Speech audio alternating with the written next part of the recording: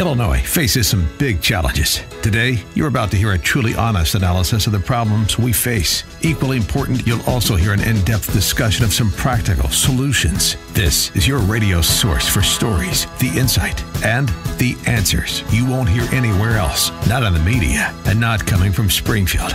You're listening to Illinois Rising, presented by the Illinois Opportunity Project. Now, here's your host, AM 560's Dan Proft.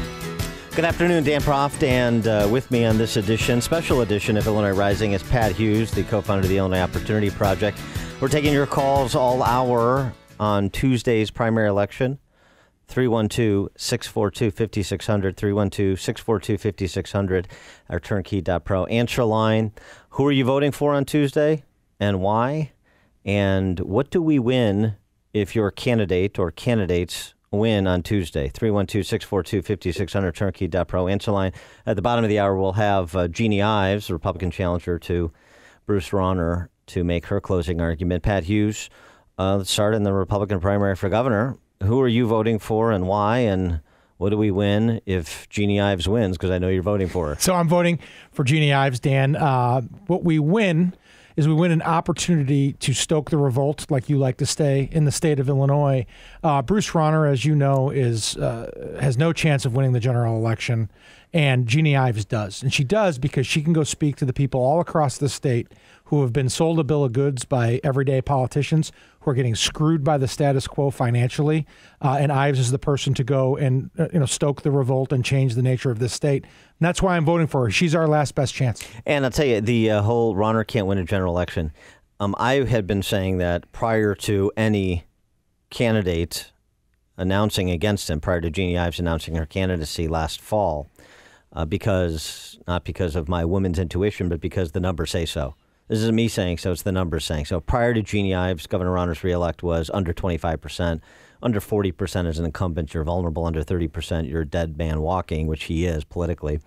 And so that was already a fait accompli, effectively.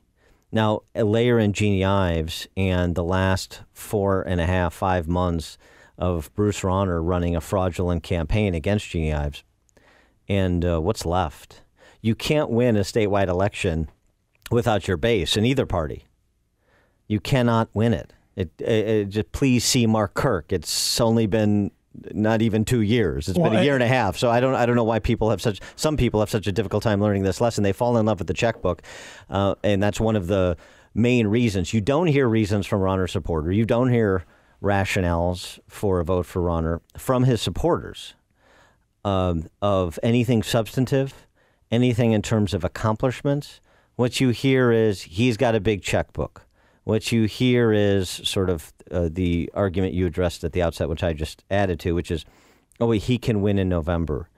And the point is, number one, you don't vote for a checkbook for a governor, you vote for a leader. And because we've too often voted for checkbooks, we haven't gotten leaders. And this is why Illinois is the worst governed state in American history.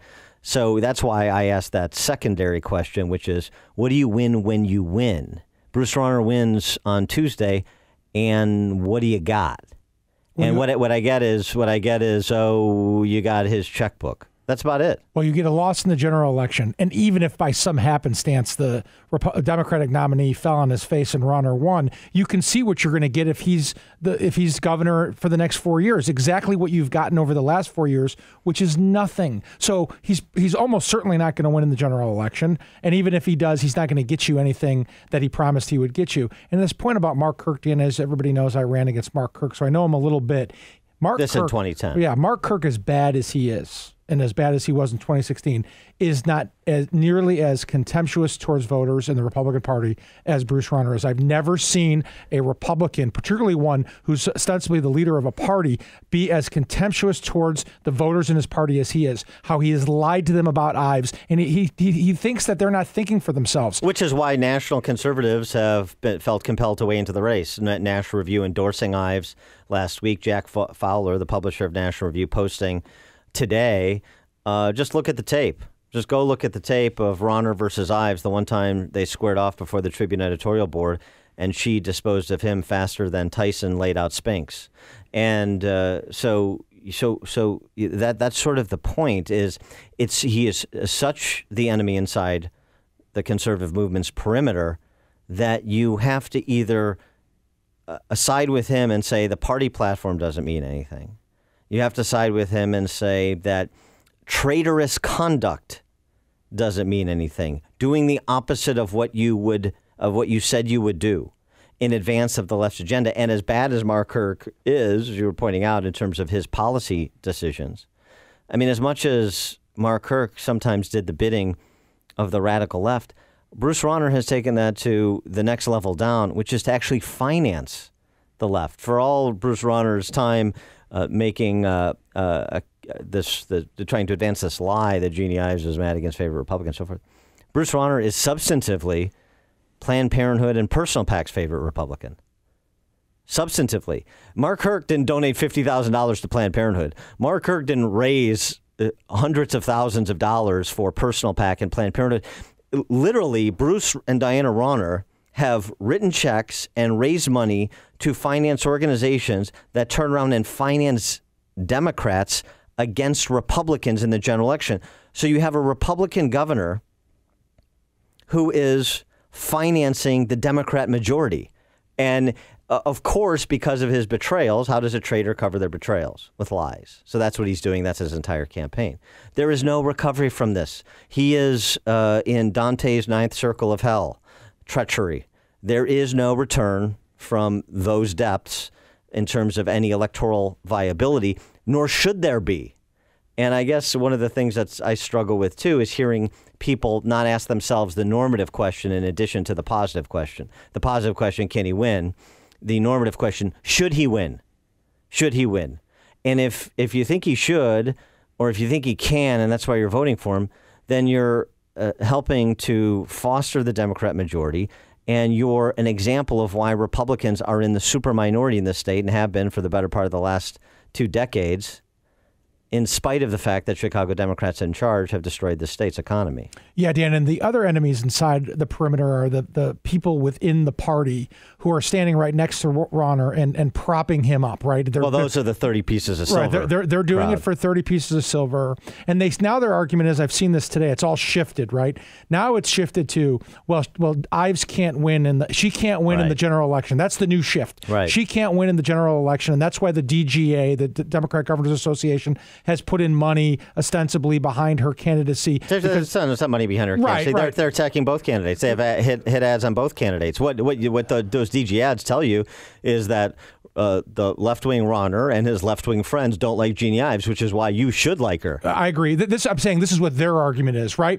And as a result of that, they're saying, look, she can't win in the general. And what they're saying is, we fear she can't win in the general. But what they're really saying, Dan, is that they fear that she can. Yes, exactly. What they're really afraid of is that she'll catch fire like we know that she will, and she'll win, and their measure of politics and their being tied into power on our side of things, on the Republican side of things, will go away. Well, that's what they really fear. They'd rather have Rauner in the loss than Ives in the win. Yeah, that's exactly it. They're afraid she can win, and then the Aegean stables get cleaned out, and they're the refuse inside those stables.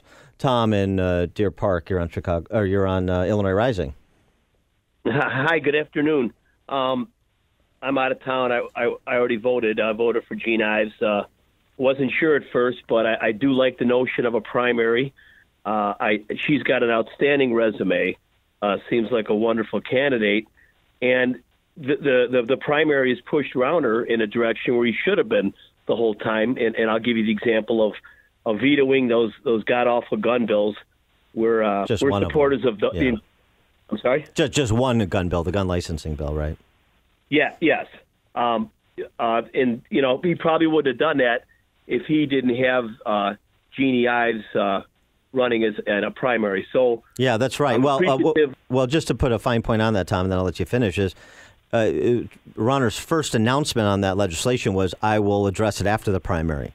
But then because Ives closed on him and is surging to the finish line here to Tuesday, he said, well, I got to veto it because I've got to have some GOP constituency that I can snow the way that I snowed everybody in 2014. And so that's why he did it. So it's from a place of political expediency. It's not from a place of principle.